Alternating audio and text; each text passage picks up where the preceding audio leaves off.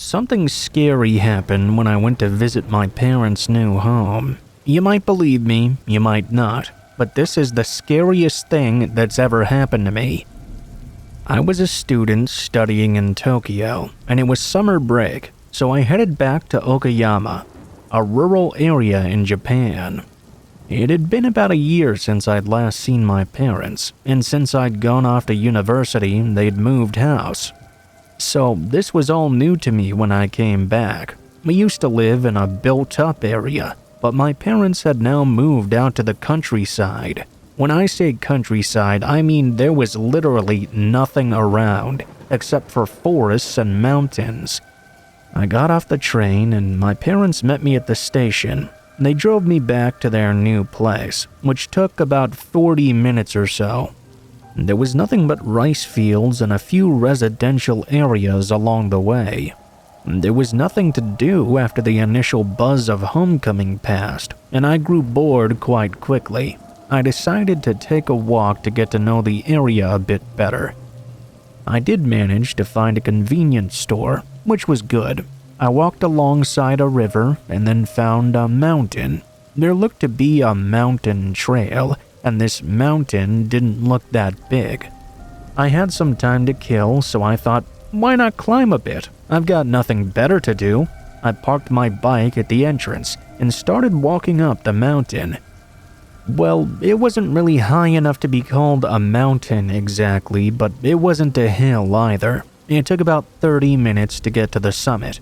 At the summit, there was this little park. I reached that park just as the sun was going down.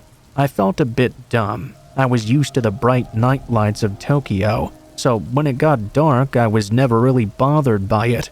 Thing is, I'd forgotten I was in the countryside now, and when it gets dark there, it gets real dark real quick. It was turning pitch black in no time. Pitch black with me stuck up on top of this mountain. I didn't like the sound of that so much. I wanted to get out of there as soon as possible, before the last remnants of the sunlight disappeared into darkness. Since it had taken me about 30 minutes to climb up the summit, I thought maybe I could make it back down in 20 or so if I hurried up. I was about to scramble down the mountain side when I heard a voice call out to me. It was a woman's voice. That was weird. I hadn't noticed anyone in the park at the summit. "Where are you from?" she asked. No hello or excuse me? What's up with that? When I turned to face this voice, I saw a woman standing there, grinning like mad. It's getting dark. I'd better head back now," I said. She didn't say another word. She just stood there grinning at me. I didn't like that. What kind of person stands there on the top of the mountain and grins at you?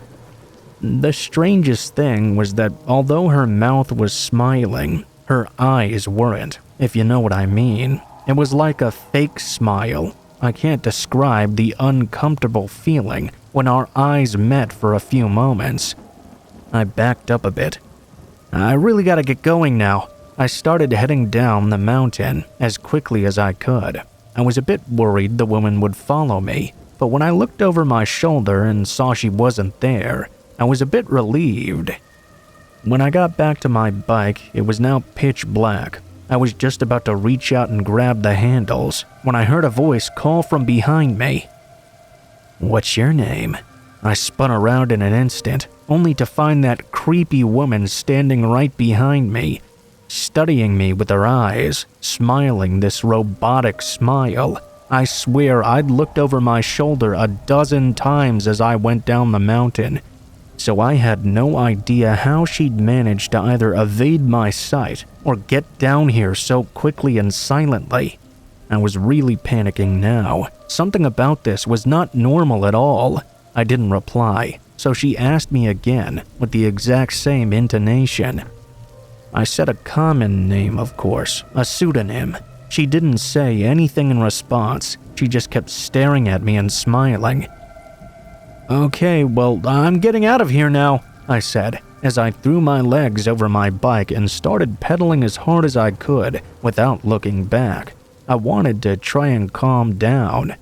My heart was racing. I pulled into the convenience store on the way home. I wanted to read a magazine or do something to distract myself. Afterwards, I went home with no further issue. I spoke to my mother about that encounter with the strange woman, but she didn't seem to believe me. She just laughed and said, "Oh, did you see a ghost or something?" I couldn't get that strange woman out of my head, though. The way she'd followed me, that horrible, insincere smile, it haunted me a lot more than I thought it would. I tried to think more logically about the situation. Maybe she was a local to the area. Probably she knew a shortcut down the mountain, and that's how she was able to pop up behind me so easily. Since she was a local, she probably knew everyone in town, and that's why she asked me my name, right? And where I was from? Perhaps she wasn't as creepy as I'd made her out to be in my mind, but something still felt off about this. I always trust my gut in these situations. I hung around my parents' home for about a week longer, then decided to head back to Tokyo. I was waiting to get on the bullet train when my heart sunk. I saw that same woman from the mountaintop, just on the other side of the tracks. She was wearing the exact same outfit as the night I'd seen her, only one thing was different. She wasn't smiling this time. There was absolutely no sense of expression on her face at all. She didn't realize I'd noticed her at first, but when she saw I was looking her way, she locked eyes with me, and that insane grin crept across her face immediately. It looked as if she was trying to say something to me, but I couldn't hear or make out what it was. She broke into a full-on sprint toward the station stairs in an attempt to get to my side of the tracks. She was barreling right toward me. When the train finally pulled in, I jumped on board and headed down the aisles, knocking into many people and barging them aside in an attempt to find a place to hide. I was terrified the whole journey back. I felt for sure she was on the train somewhere. In fact, I'm not entirely certain she wasn't. I got back to my home in Tokyo yesterday. I really hope I'll never see that woman again, but I can't get that creepy smile out of my head.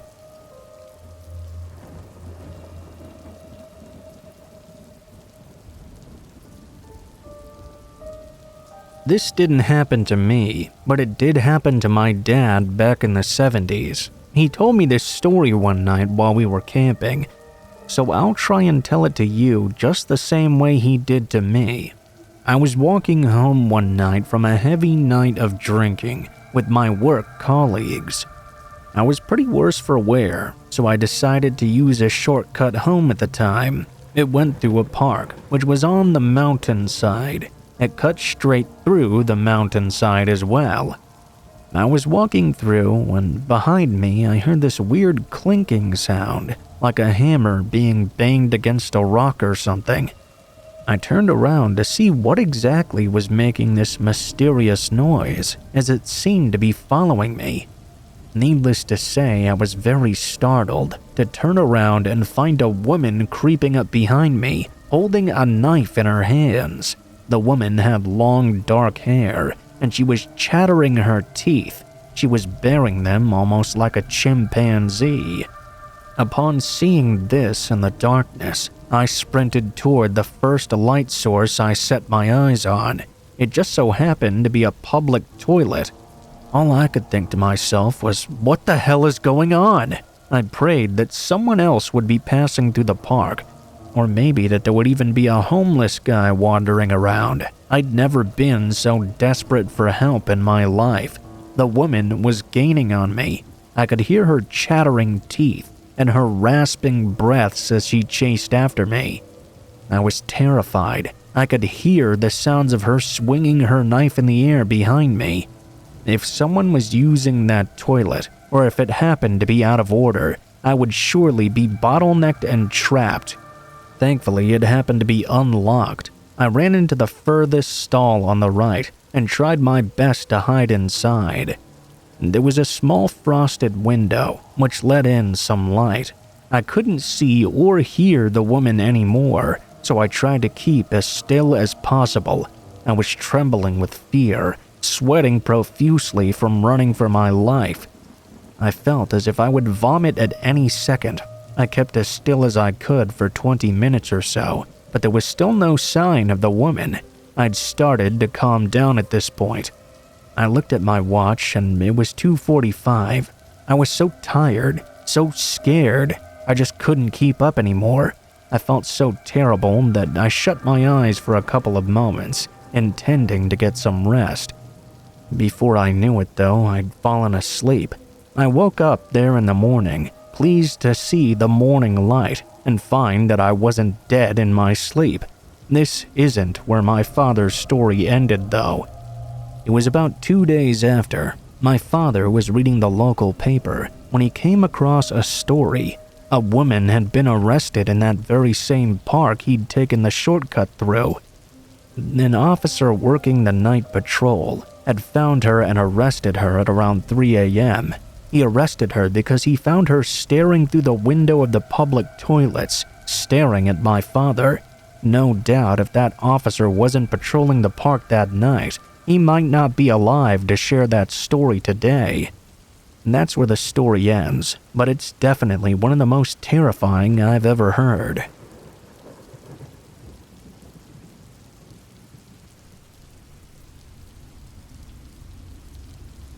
This happened last year. It was the beginning of spring and we were going through a rainy month where pretty much every day there was some kind of downpour, either light drizzling or full-on storms. I do deliveries for a popular restaurant in my area, so rain isn't the most amazing thing when I have to be running through it all the time to pick up and drop off orders. This night started as any other. I got to work at 6 and drove around a couple of orders before getting one to deliver to a somewhat far away area. It was about 10 miles out from our restaurant, going into the more woodsy part of town. It wasn't all forest or anything like that. It was just more spread out and less densely populated. The roads were all covered by trees and most neighborhoods weren't visible from the main roads while driving through. On my way there was only one car behind me, which was not weird in any way. That's just how empty the road was. Once I got maybe 2 miles in though, the beam of someone's headlights in front of me came out of nowhere, revealing a car right in the middle of the road.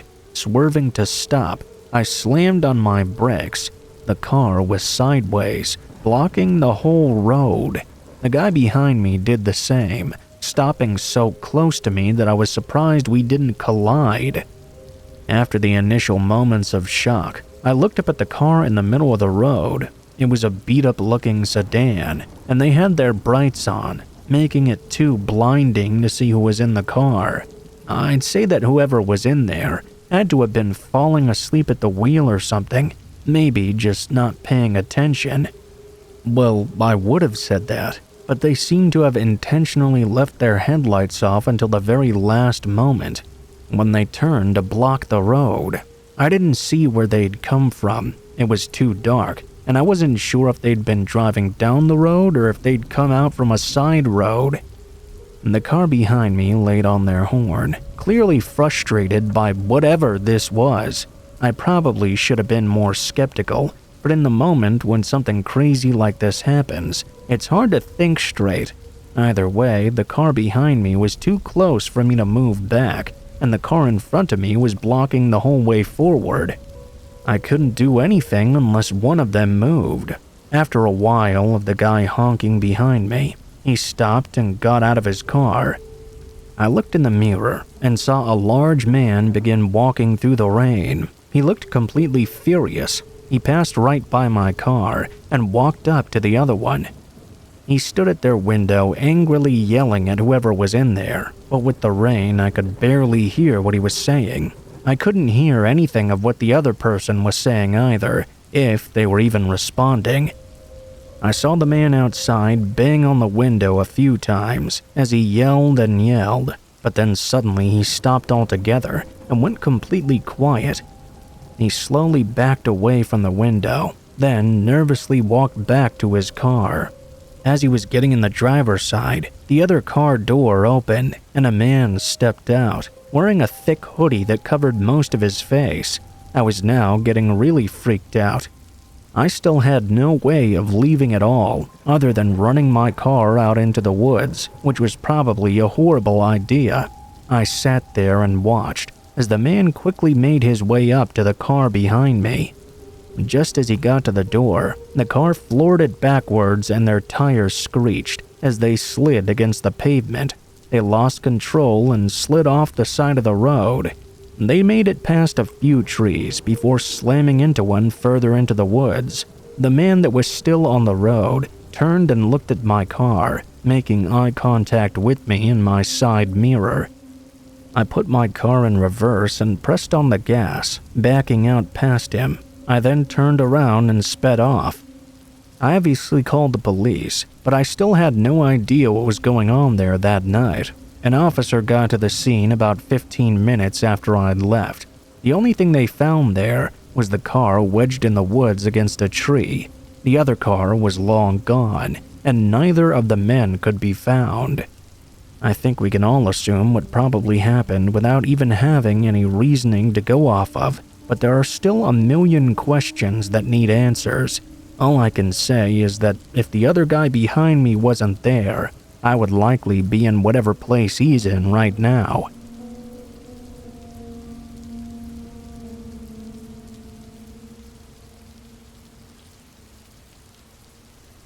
When I was a high school student, there was an abandoned building seemingly perfect for urban exploration.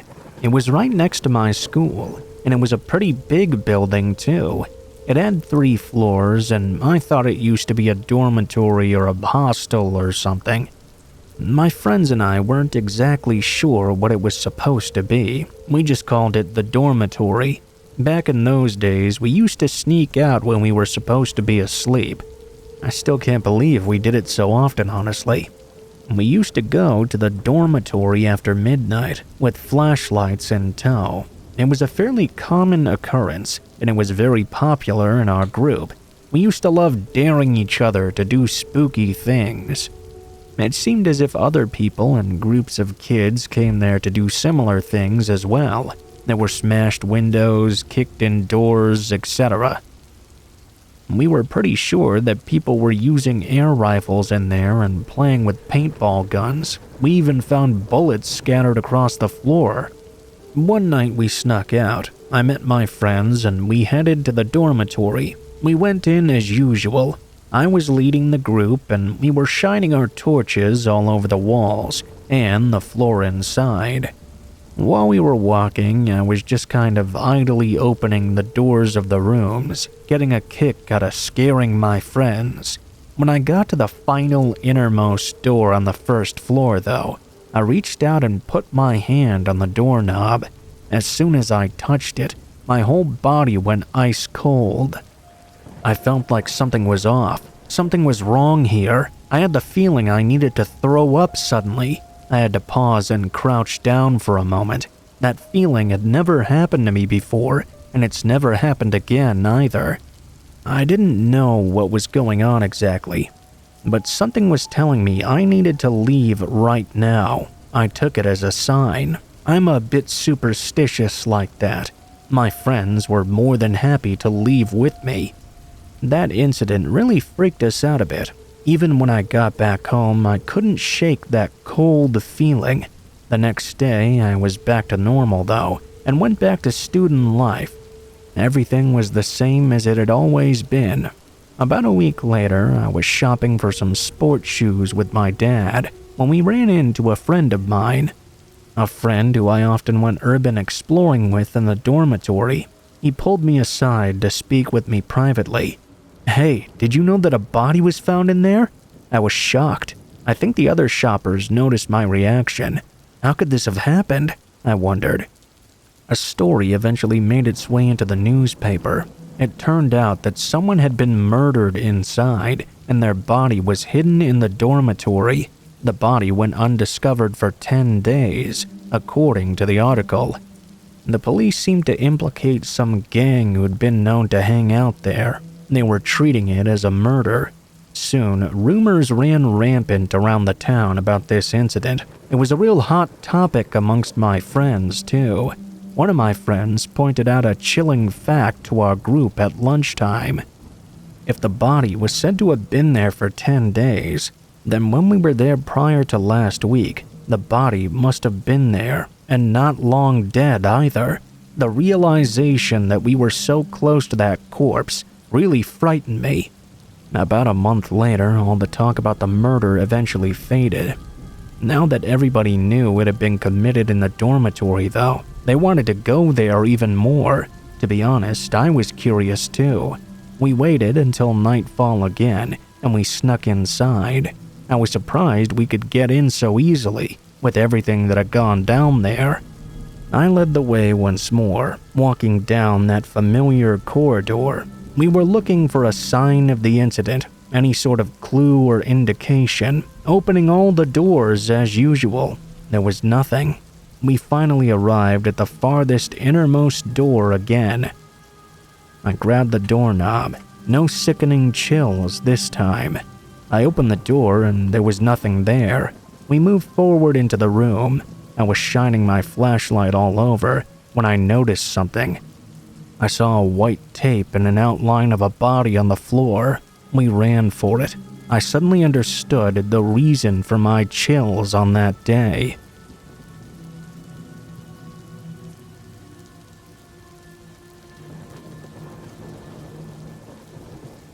This happened about 12 years ago when I was a university student living in Tokyo. I'm originally from the countryside. I returned home during summer break and met up with my friends. We would stay up until the morning light, drinking and trying to chat up women, generally just having a good time. It was pretty great, honestly. One night, my friend and I took some girls to karaoke. We had a great time, and after it was over, none of us really wanted to go home yet. A smile crept over my friend's face. He looked over at all of us and asked, "You guys feeling brave?" He told us about an old abandoned villa up in the mountains. I had a driver's license and I didn't want to seem like a chicken in front of our girls. I agreed to go, even though I'd never do anything like that again. The villa has since been destroyed, but at the time it was pretty famous with the locals. There were urban legends spoken of around town.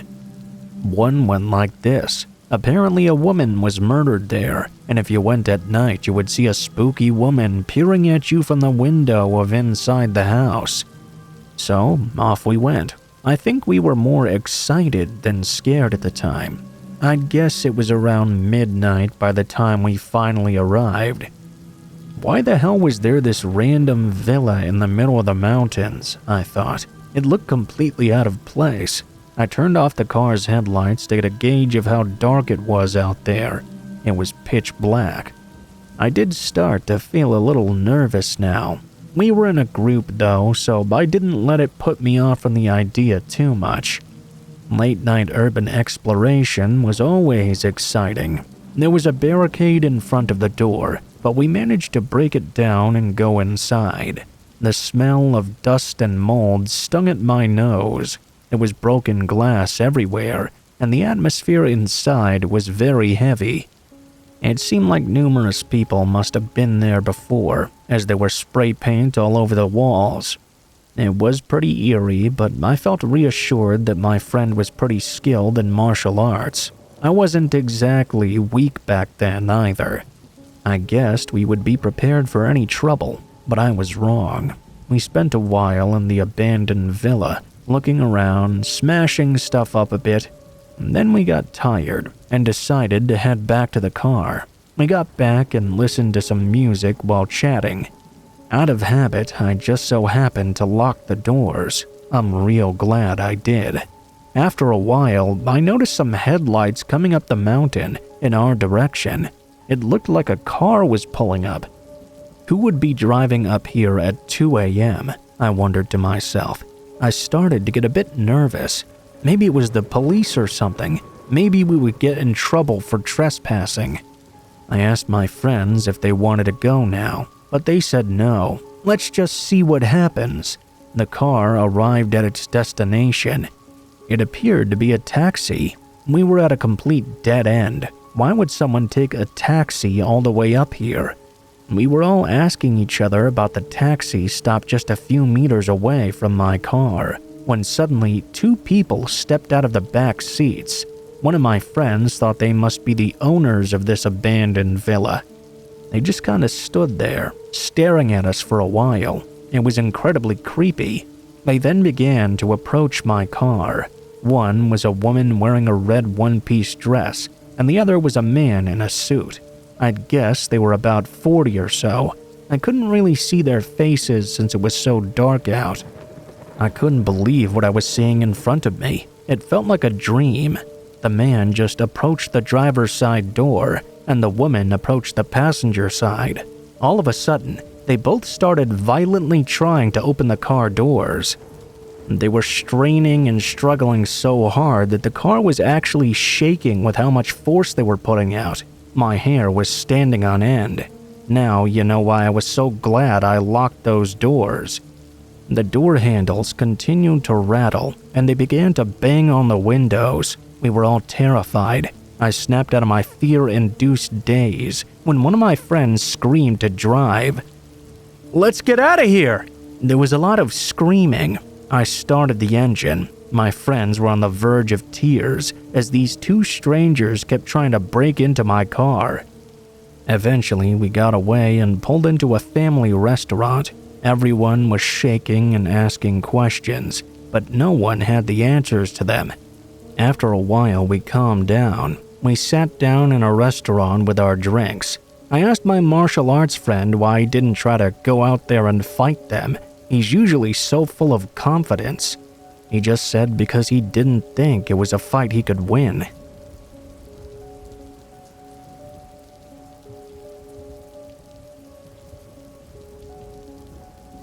I was living with a roommate in a house she had purchased. I had a habit of leaving my window open. It was the first floor in a safe neighborhood, or so I thought. I also had a screen on my window. One day, something inside me was telling me to close my window. A week later, I began to lock it.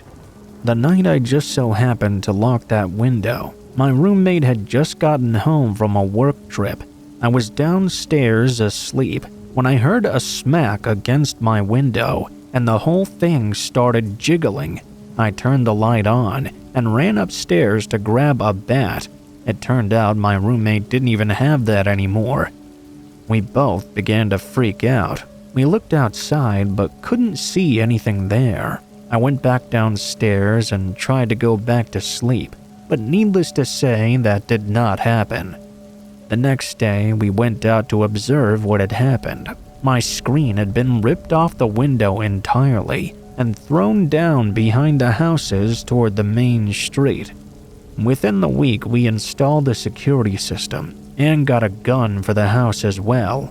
Other than a couple false alarms by my chihuahua, everything seemed to be alright. 2 weeks later, though, a lady 2 streets down had been woken up to a man she'd never seen before standing over her in bed. He didn't attempt to hurt her and seemed to leave willingly when she told him to get out. He was like 6'6" or something, which was exactly the right height for him to attempt to get into my room. Thank goodness they actually ended up catching that guy in the end.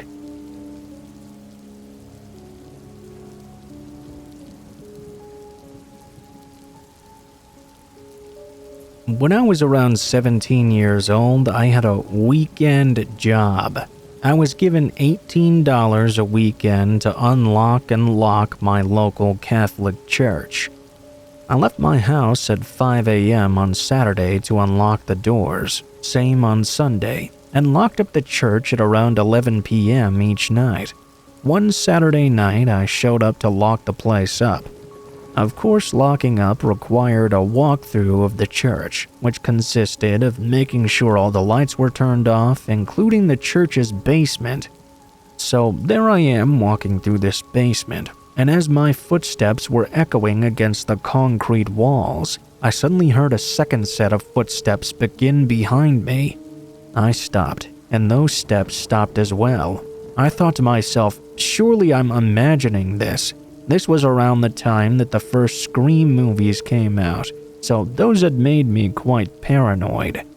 I started walking again, only to hear the footsteps behind me start as well.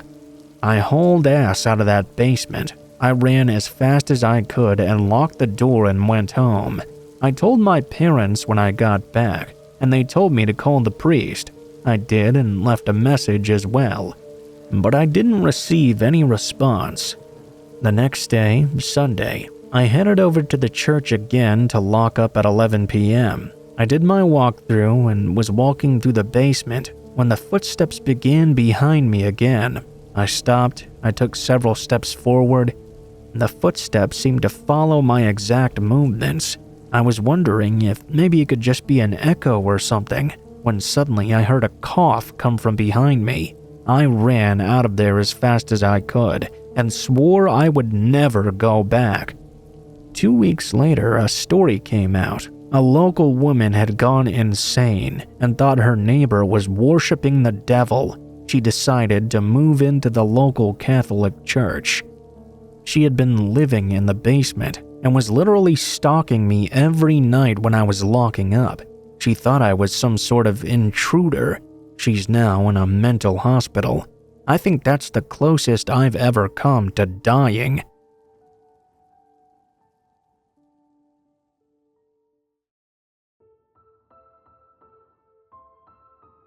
What is up, guys? Blue Spooky here. I know it's been quite a while since I did an outro. If you guys like this video, please be sure to like, share, comment, and subscribe if you feel so inclined.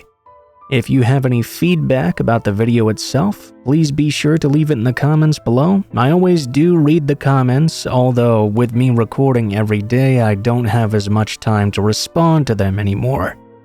If you guys have a story you would like to send in yourselves, please be sure to look in the description below the video. There will be links to my Facebook, Twitter, and Gmail accounts. You can go ahead and send me a message on any of those, and I'll try to get to your story as soon as possible.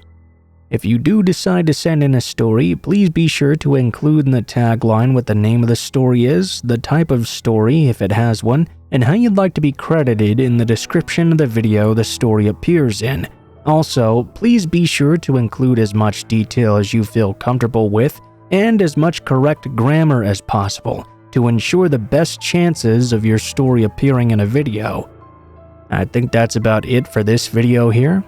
Let me know if you guys have any thoughts about the channel or anything, and thank you guys so much for watching. I hope you guys have a great day.